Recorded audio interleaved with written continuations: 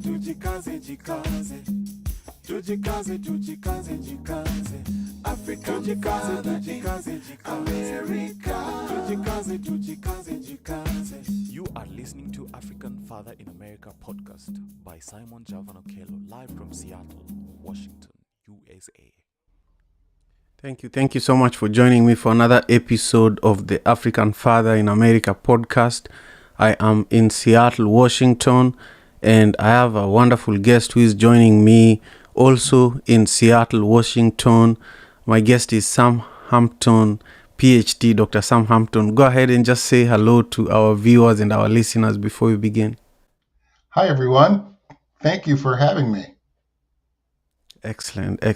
We are going to learn a lot more about our wonderful guest and the incredible work that he's doing at the Social Justice Film Festival here in Seattle, Washington. This is an event that has been going on for many years, bringing a lot of films to the limelight and also bring a lot of stories and really transforming the world. So we will go deeper into his story and the story of the work that he's doing. But for now, we are going to begin our conversation with our proverb for today. As usual, with every episode, we start with an African proverb so that we can get grounded in our culture and we can also make our ancestors proud.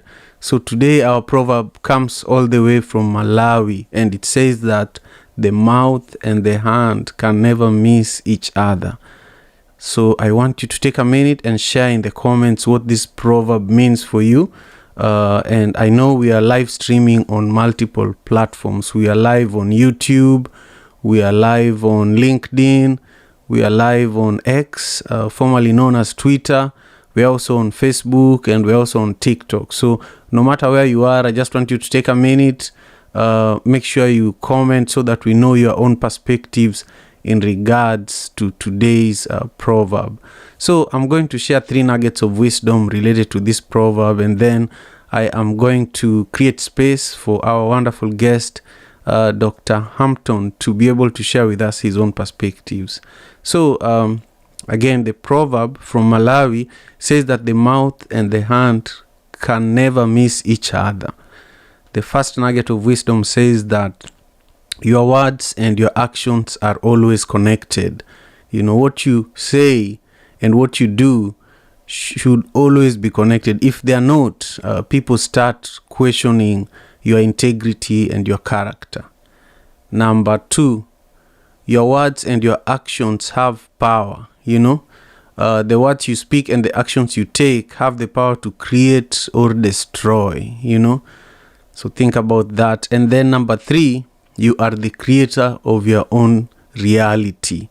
Your words and actions create your own reality, literally, you know.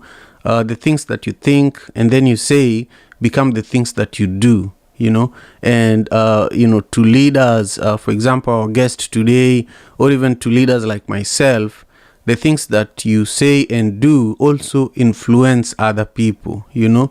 So it's really important. What this proverb is saying is extremely important. Sam, when you hear this proverb from Malawi, what is it that comes to your mind?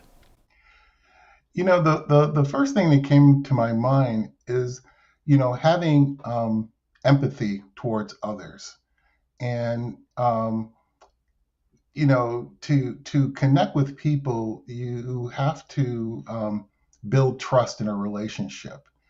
And I think, building trust means that you have to be, self-reflective and kind of understanding or being grounded in who you are and what you do in order to, engage with others. So I think, it just for whatever reason that just came to my mind that, when you work with people, when you interact with people, that you have to be open and build trust in a relationship.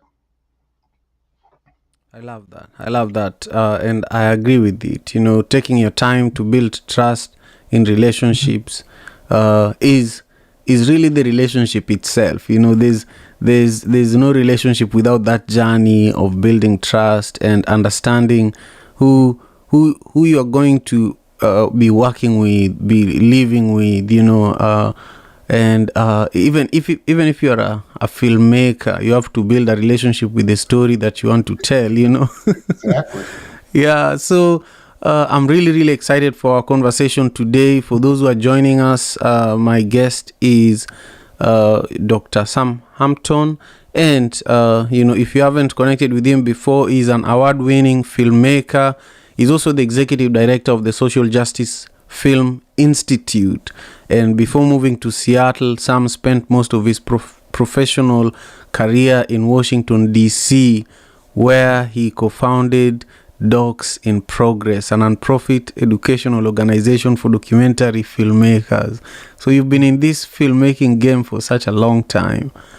Yeah, I want you to maybe just take us back to a period where you were around 8 years old to 12 years old, and share with us a story that really continues to remind you today that this is why I started this journey.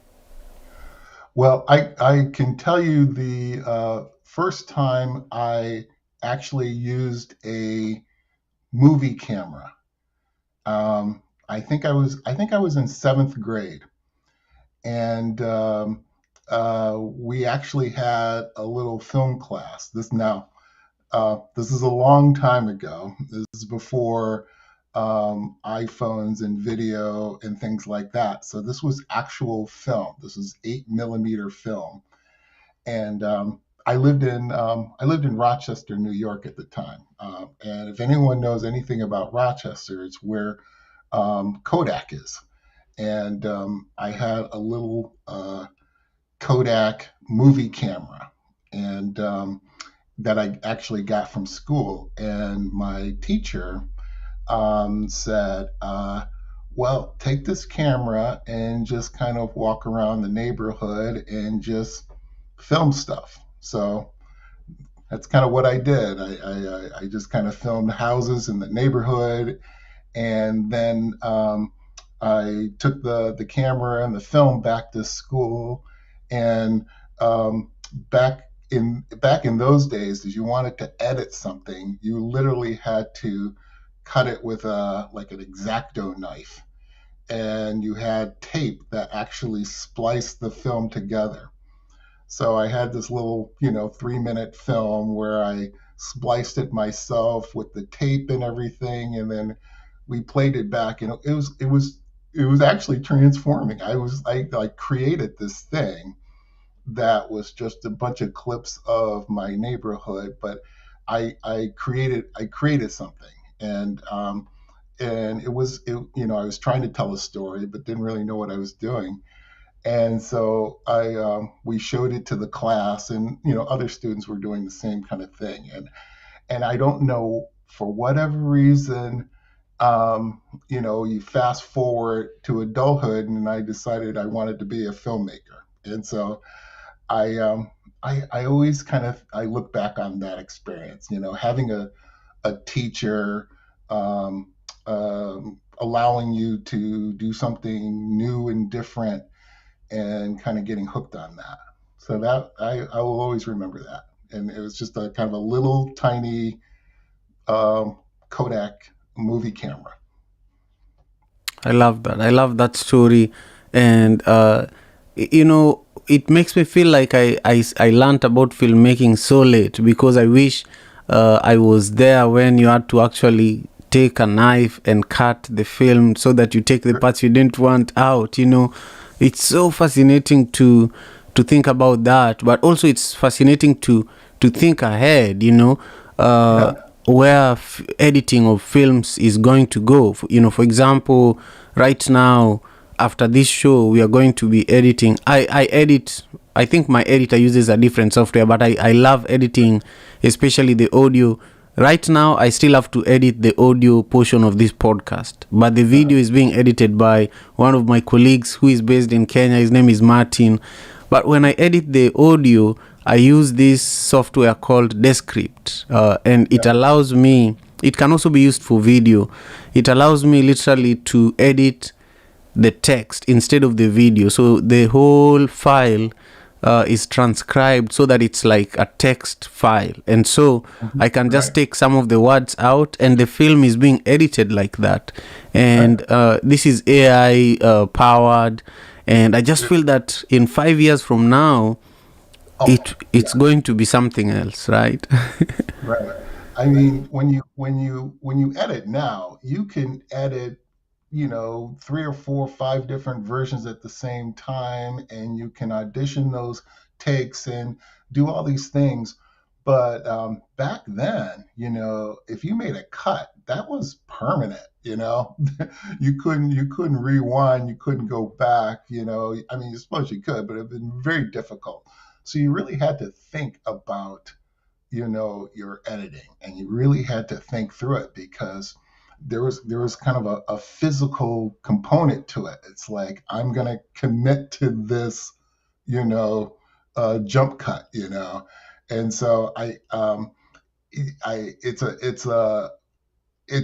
think the older filmmakers were a little bit more thoughtful. Not to take anything away from the younger filmmakers, because they do an amazing job. But it's fascinating how the techniques have changed over the years, and the type of tools that you have. And with AI, coming around the corner, it's a little scary that what could happen. 100%, 100%. I just want to thank everyone who has joined us for the show today. I see you. I just want to see your comments. I want you to engage with our conversation, especially those on YouTube. I want to see as many of your thoughts in regards to our conversation as possible. At the beginning, I also shared, the proverb for the day. It's also in the description. You should be able to check it out in the description of this video, no matter where you're watching it from, and let us know what is it that you're thinking in regards to my conversation with Dr. Sam Hampton, and also in regards to our conversation about filmmaking. Today, it's all about filmmaking, and as a filmmaker myself, I have produced about 3 different documentaries, music videos, and I work closely with different collectives here in Seattle. But in Kenya, I have my own film crew. We have all our equipment. We were able to buy all our film production equipment through the Madaraka Festival. So we produced the biggest African festival here in the US, and it started in Seattle. And the second year of the festival, we were able to raise enough money to buy cameras and, everything we needed, jibs. Yeah. And right now we're just upgrading every year, with filmmaking, and also as technology, everything changes every day. So if you don't upgrade, you won't be able to do some of the things you need to do. So one of my biggest struggles, though, has always been getting into film festivals.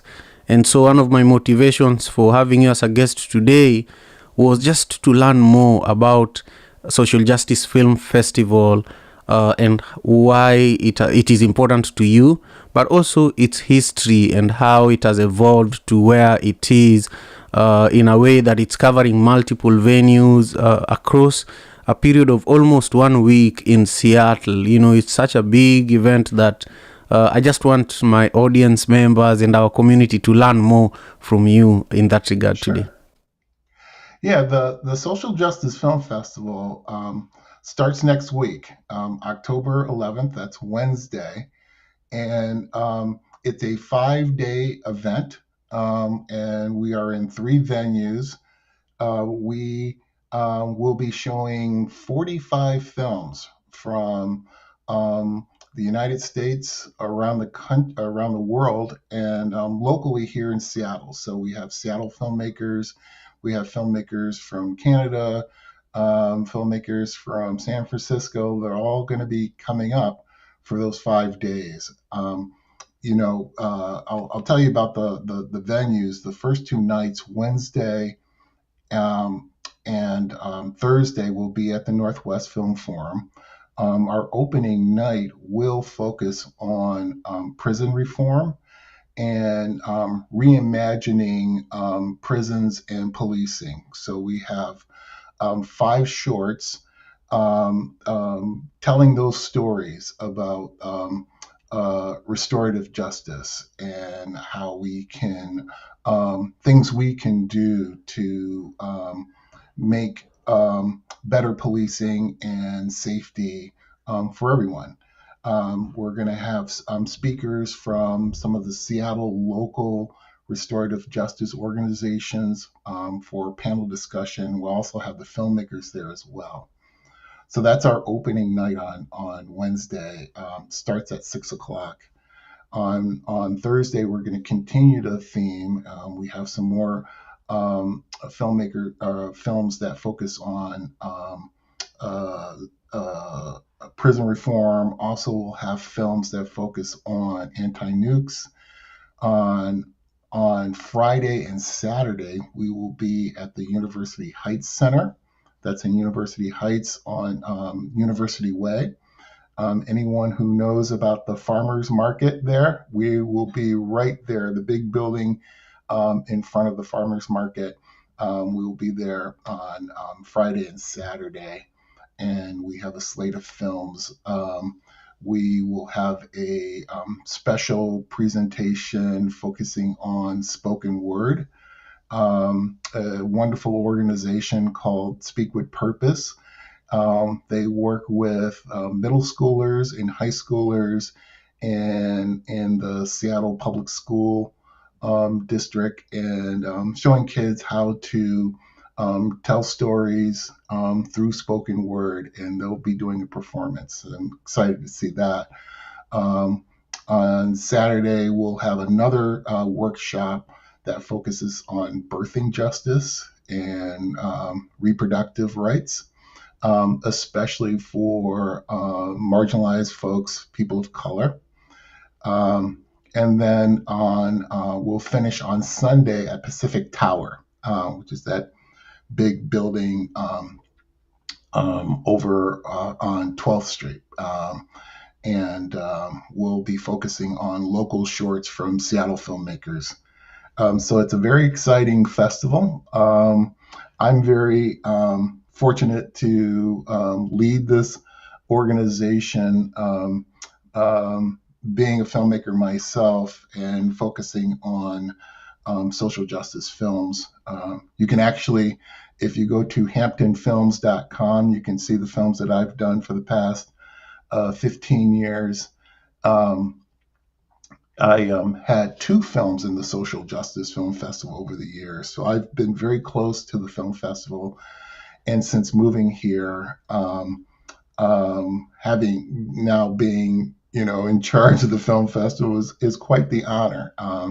So the festival has been very close to me for many, many years. So I'm excited to, for this 12th year, show Seattle, the wonderful, thought-provoking stories for, that covers pretty much everything. You think about environmental justice, you think about Black Lives Matter, you think about prison reform. They all are connected. They all overlap. You can't take one social justice area and see it in isolation. Everything affects everything. And so I think, when you see a film and you come out of that theater, what does that film do? What does the social justice film do? Does it raise awareness? Does it help you make better decisions? Does it change policy? Is it a call to action? That's what our films do. They educate, they raise awareness, and it makes people want to do something about some of the issues that are out there. That's incredible. That's incredible. Thank you so much for just outlining what the Social Justice Film Festival, October 11th to 15th, is going to look like. I see a lot of engagement on TikTok, where we're also live, and I just want to give a shout out to Fidelis, Muihaki, who has joined us there, and everybody who has joined us there. I just want you to take a minute and share the live and also like, double tap the screen to like the show that you're currently watching. Soon I'll begin having my guests visible on TikTok as well, but today we are visible on YouTube and LinkedIn and Facebook and X and where else? Everywhere. Anyway, so I also wanted you, Dr. Sam, to speak to why film festivals are important, especially for budding filmmakers, because as I was explaining to you, one of my struggles as a filmmaker, especially a filmmaker from Africa, has been accessing film festivals globally. And even if your film is accepted, the visas are a problem, So I wanted you to just speak briefly on how does Social Justice Film Institute help with ensuring that if we have international filmmakers, especially from Africa, submitting their work to the Social Justice Film Festival, let's say next year, do they get any support to ensure that they are here to see the response that the world of filmmakers give to the work that they have? Yeah. We're a growing organization. And so as we build our capacity, I think we will offer more and more resources for filmmakers, especially those filmmakers who are emerging filmmakers, who don't have the budgets or the resources, or it's not backed by a large, entity, and there's lots of strategies. When I first started, I had no money, I had no budget, but it's something I just knew I had to do. And I was really taken aback on how difficult it was to put a film together and then get that film out to film festivals and get it out to an audience. That's one of the reasons why I founded Docs in Progress back in Washington, D.C., because I wanted to create a community of emerging filmmakers that we can all learn from each other. We can workshop our films. We can have discussions. We can, work together in things like, fundraising and grant writing and all the kinds of things you have to do to make a film. I do a lot of nonprofit work, so I see filmmaking more as, project management, So in that, pre-production stage, when you're doing your research and you're, researching your subject, we actually teach emerging filmmakers how to, solicit funds, whether it's crowdsourcing or writing grants or approaching, foundations that support up and coming filmmakers. So we built a community, and I think that's important. Knowing it's difficult to make a film in a vacuum. You really need help with others, and I have. Maybe I have a skill set in editing, but I really don't understand how sound works and how important sound is to a film. But I have a colleague or I have a friend that knows that. So we work together, and so we provide this space where we can help each other out in different areas. And I found that was very attractive to up and coming filmmakers. So that's what we're doing here in Seattle with the Social Justice Film Institute, that we're building a community for emerging filmmakers. The difference is the focus is on social justice storytelling. So that's hopefully as we grow, we will invite more and more filmmakers to be a part of the Institute. I love that. I really love the focus on social justice. And I think the mainstream film industry completely forgets about the value of grassroots storytelling with the lens of social justice. So I just appreciate the fact that that's your primary focus. I feel like we have about 5 minutes before we wrap up our time. So I just want to give you space, because you're one of the greatest thinkers now, considering where you started and where you are. I want to give you space to just talk about anything I didn't ask during our conversation today, but also how people can stay connected with you, how people can stay connected with the Social Justice Film Festival, and also since you're still doing docs in progress, how people can actually learn more. I asked so many questions, but just take them. Take space. Sure. We invite anyone to come to the Social Justice Film Festival.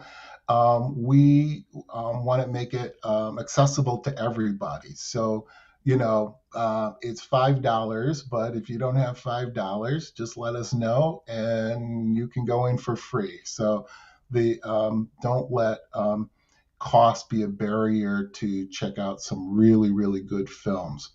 And that's at all the venues. Just show up when you can and kind of enjoy the films and meet the people who make the films. And that's what I find fascinating about film festivals. You have these wonderful films, but you also have the opportunity to meet the person who made that film. And it's it's very insightful, especially with social justice filmmakers, because we like to focus on the social justice piece. So it's they're good filmmakers and they're great films, but it's the storytelling. It's how do you tell a story about a situation that emotionally connects with someone. And I find when you speak to the filmmakers and you learn what they have done to build that trust with their subject in order to tell this story is fascinating to me. It's one of the reasons why I became a filmmaker, because there are so many what I call ordinary people doing amazing things, and to get a snapshot of their life, whether they're an activist or a surgeon or whatever they do, just to get a glimpse of why they do it and how they're motivated to do that is fascinating to me. And it's the reason why I became a filmmaker, because just learning about what people's passions are and how dedicated they are to certain causes is fascinating to me. But the festival is that kind of thing where you build community and people can come and meet people that you probably wouldn't meet in any other situation. I love that. Thank you, Dr. Hampton, for being here with us today and for the wonderful work you're doing with the Social Justice Film Festival. Again, for those who are just joining us, this is happening next week, October 11th to 15th, here in Seattle, Washington. And we've had so many great conversations, and just I've learned a lot. I had no idea that filmmaking started from a point where, well, I think it started way back from there. But when Dr. Hampton was beginning his filmmaking career, currently, if you're on TikTok or YouTube, they give you the opportunity to just edit the content right there, but there are people that are still around, like Dr. Hampton, who actually used a knife to cut their film, and he shared with us a fascinating story. You have to watch today's episode on YouTube from the beginning, where his first film project was just around his neighborhood, walking with a camera and filming, and then eventually editing it with a knife and eventually taping it together with a tape. And for me, that just gives me a deeper level of respect for filmmakers, and also it motivates me to continue doing the African Father in America podcast, because without this platform, we would have never known that story, Yeah.